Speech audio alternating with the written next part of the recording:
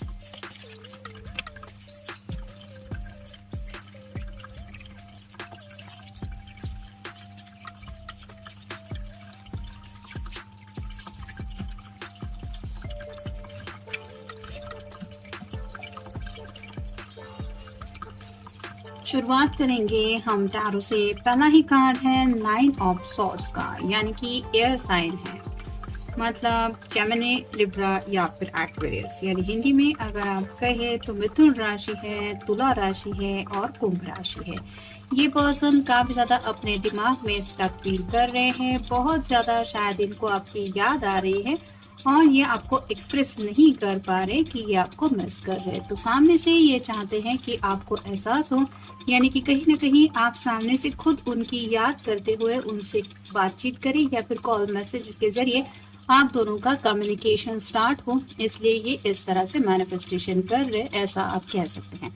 फिर है 10 of swords, air sign, Gemini, Libra, Aquarius. यहाँ पे भी सेम वही है, यानी कि मिथुन राशि है, तुला राशि है और कुंभ राशि है। ये पर्सन कहीं ना कहीं खुद को हारा हुआ महसूस कर रहे हैं। यहाँ पे 9 के बाद सीधा 10 ऑफ सॉर्ड्स का कार्ड आया है, यानी कि आप कह सकते हैं कि दिल में तो इन्होंने किसी बात को लेके हार मान ली है, लेकिन आपके सामने ये उस हार को कबूल नहीं करना चाहते, मतलब आपके प्यार में हार गए हैं वो, ऐसा भी आप कह सकते हैं। कोई अगर जिद पकड़ के बैठे थे तो उस जिद को उन्होंने छोड़ दिया है, लेकिन सामने से आपके सामने ये एक्सेप्ट नहीं करने को तैयार है कि हाँ मेरी गलती थी, या फिर मैं मान रहा हूँ या मान रही हूँ। तो आपको ये एहसास ना हो कि इनको सच में लाइफ में आपकी बहुत ज़्यादा कमी महसूस हो रही है, या इनकी तरफ से ये थोड़ा सा नीडी नहीं दिखना चाहते, यानी कि आपकी इनको किसी भी हालत में ज़रूरत है, ये आपके बिना नहीं जी सकते, आपके बिना नहीं रह सकते, ये ऐसी बातें आपके सामने नहीं रखना चाहते, जिस वजह से ये मैनिफेस्टेशन कर रहे हैं, मतलब रिवर्स थेरेपी कर रहे हैं कि जो इनको महसूस हो रहा है वही दर्द आपको महसूस हो, वही तकलीफ आपको महसूस हो, ताकि आपको इनकी याद आ जाए और आप सामने से इनसे मिलने के लिए कुछ एफर्ट लें। फिर है air ace of swords, air sign, Gemini, Libra या फिर एक्वेरियस। यहाँ पे भी सेम वही है, यानी कि मिथुन राशि है, तुला राशि है और कुंभ राशि है। यहाँ पे आप देख सकते हैं एक ड्रैगन है जो खुद ही अपने ही जाल में, जैसे एक उसने जो बना के रखा था एक सर्कल सर्कल, उसमें ही फंस गया है। ऊपर से उसके साथ सॉर्ड भी है जो रिप्रेजेंट करती है कि काफी ज्यादा मुश्किल में है। अगर थोड़ा सा भी गलती से इस ड्रैगन को ये चोट लग जाएगी तो आप समझ सकते हैं कि क्या होगा।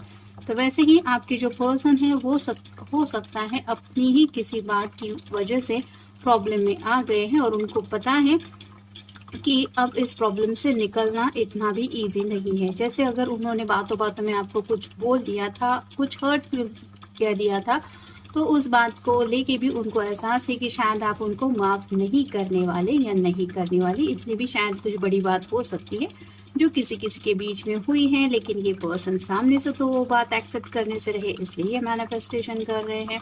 फिर है 7 ऑफ व्हील्स और साइन टॉरस, वर्गो या फिर कैप्रिकॉर्न, मतलब वृषभ राशि है, कन्या राशि है और मकर राशि है। यहाँ पे इस पर्सन ने कुछ बीज बोए हैं और ये इंतजार कर रहा है अपनी मनचाही रिजल्ट को पाने के लिए। तो वैसे ही आपके जो पर्सन हैं वो काफ़ी वक्त से शायद इंतज़ार कर रहे हैं, लेकिन कुछ पॉजिटिव चेंजेस नहीं हो रहे हैं। हो सकता है उनकी फैमिली नहीं मान रही, किसी किसी के पैसों को लेके कुछ दिक्कतें चल रही है, या फिर करियर में किसी किसी का हद से ज़्यादा कुछ स्ट्रगल चल रहा है, जिसकी वजह से शायद आपके घर वाले इनकी ऐसी रियलिटी एक्सेप्ट करने से मना कर रहे हैं। मतलब उन्होंने शायद आपके लिए कुछ सोच के रखा है और उनको नहीं लगता कि आपके लिए ये परफेक्ट पर्सन हो सकते हैं, तो इसलिए शायद ये पर्सन मैनिफेस्टेशन कर रहे हैं। मतलब आप सामने से इनकी याद में तड़पे और अपने पेरेंट्स को कन्विंस करें कि नहीं, आपको जो लगता है उसके बारे में आप वो सोच सकते हैं, लेकिन मैं उसके बगैर नहीं रह सकता या नहीं रह सकती, ऐसा ये शायद सोच रहे हैं कि आपके दिलो दिमाग में ये बातें अगर आ जाए तो आप खुद ही उन प्रॉब्लम से डील करेंगे, इनको उन बातों से डील करने की ज़रूरत नहीं है, ऐसा भी शायद हो सकता है, इसलिए ये मैनिफेस्टेशन कर रहे हैं।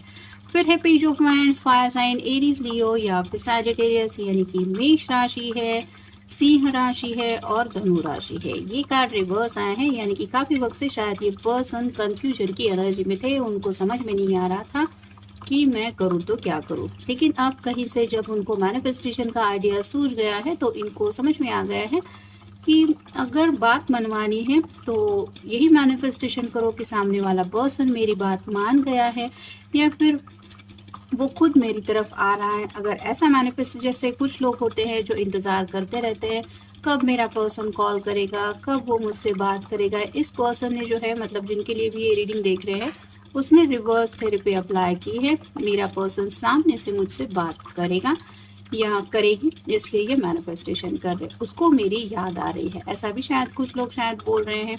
मतलब ये आप कह सकते हैं कि मन में जो बातें चाहते हैं उनको लेके ही, पॉजिटिव बातों को सोच के ही उसी रिजल्ट को दोहरा रहे हैं, जिसकी वजह से आप कह सकते हैं कि ये मैनिफेस्टेशन चल रहा है। फिर है द लवर्स, यहाँ पे आप देख सकते हैं दो पर्सन हैं और ये पर्सन बीच में है, यानी कि किसी किसी के बीच में शायद हो सकता है लव ट्रायंगल चल रहा है, थर्ड पार्टी सिचुएशन हो सकती है, और ये पर्सन अगर आपको काउंट करते हैं उस सिचुएशन में तो ये आपकी तरफ से कोई एक्शन चाहते हैं, यानी कि अगर ये पर्सन खुद कंफ्यूज है कि दोनों में से मुझे किसको चुनना चाहिए, कौन मेरे लिए सही है, तो ये इसलिए भी शायद मैनिफेस्टेशन कर रहे क्योंकि उनको क्लियर आइडिया आ जाए कि हाँ, मैंने ये सोचा था, ये पर्सन मेरे लिए ये कर रहा है या वो ये कर रही है, इसका मतलब यही मेरे लिए सही है। तो आप कह सकते हैं कि ये बहुत शातिर दिमाग से काम कर रहे हैं। यहाँ पे भी एक छोटा सा स्नेक है जो दिखाई नहीं दे रहा है, लेकिन इसका इंटेंशन तो आप समझ ही सकते कि ये काटने को आने वाला है।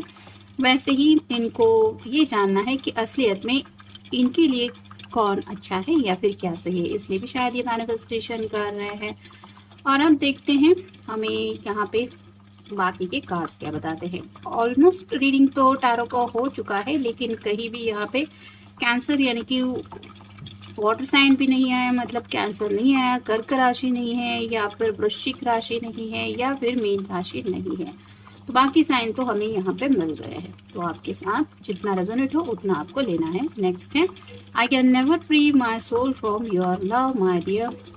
तो दूरियां तो शायद इस रिश्ते में काफ़ी ज़्यादा आ गई है, लेकिन इस पर्सन को एहसास हो रहा है, मतलब जैसे अगर इस पर्सन ने किसी थर्ड पार्टी के साथ रिश्ते में आगे बढ़ने की कोशिश की है, आपको ड्रॉप करके या फिर आपको साइड में रख के, तो इनको एहसास हो रहा है कि अरे ये तो मैंने गलती कर दी, मेरे से तो ये बहुत बड़ी गलती हो रही है, ये पर्सन तो मेरे लिए बिल्कुल सही नहीं है जिसको मैंने चुना है, मुझे उसी के साथ आगे बढ़ना चाहिए जिसको मैंने शायद हर्ट किया है। और ये बातें उनको समझ में आने की वजह से शायद ये आपको मिस कर रहे हैं और इसलिए मैनिफेस्टेशन कर रहे हैं। नेक्स्ट है baby, now I need to hold you tight. तो अपनी किए पे हो सकता है कुछ लोगों को काफ़ी ज़्यादा पछतावा हो रहा है, लेकिन जैसे जुबान से ये बातें बोल के उनके बस की बात नहीं है ये सब एक्सेप्ट करना, इसलिए वो सोच रहे हैं कि काश आप उनके सामने आ जाए तो ये आपको गले लगाएंगे, आपके गले पड़ के रोएंगे या फिर आपको मनाने की हर एक कोशिश करेंगे, लेकिन ये तब होगा जब आप उनके सामने आएंगे। और सामने आने के लिए शायद ये पर्सन मैनिफेस्टेशन कर रहे हैं।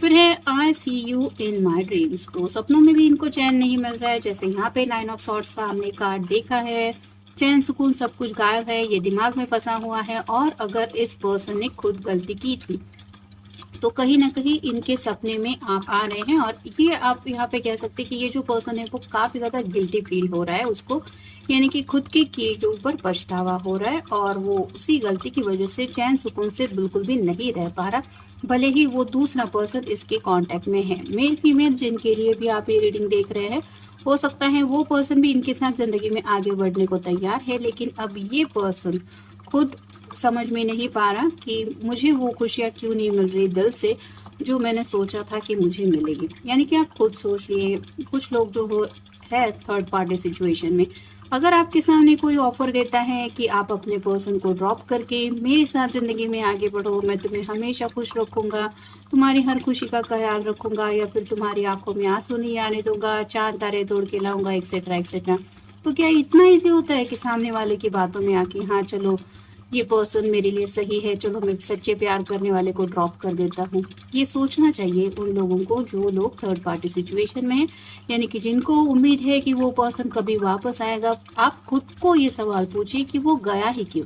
अगर वो सच्चा है या फिर उसके दिल में प्यार की सच्चाई भरी है, तो इस तरह से कोई रिश्ते में जाता है क्या, यानी कि किसी और को चूज करता है क्या। और ऐसे जब कुछ लोग अपनी मर्जी के मुताबिक फालतू के डिसीजन ले लेते हैं या फिर अपने किए में फिर उनको पछतावा होता है, तब ये ऐसी मैनिफेस्टेशन की हरकतें करते रहते हैं जहाँ पे कुछ स्पेल कास्टिंग का वगैरह भी आता है।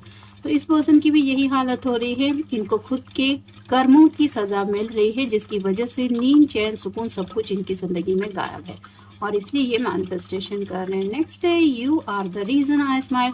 तो आप ही हैं उनकी मुस्कान की वजह, यानी कि भले ही इनसे ये पर्सन प्यार कर रहा है, जिनके साथ भी अगर ये थर्ड पार्टी सिचुएशन में है, फिर भी इस पर्सन को दिल से खुशी नहीं मिल रही। और अगर दिल ही खुश नहीं है तो आप कितना भी फेक स्माइल चेहरे पे क्यों ना लाओ, आपके चेहरे पे वो मुस्कान नहीं मिलेगी। आप खुद नोटिस करोगे जो आपकी प्यारी रियल मुस्कान है। तो वैसे ही असलियत में ये पर्सन मुस्कुरा नहीं पा रहे हैं क्योंकि उनका दिल काफी ज्यादा उदास है और इसलिए शायद ये मैनिफेस्टेशन कर रहे हैं।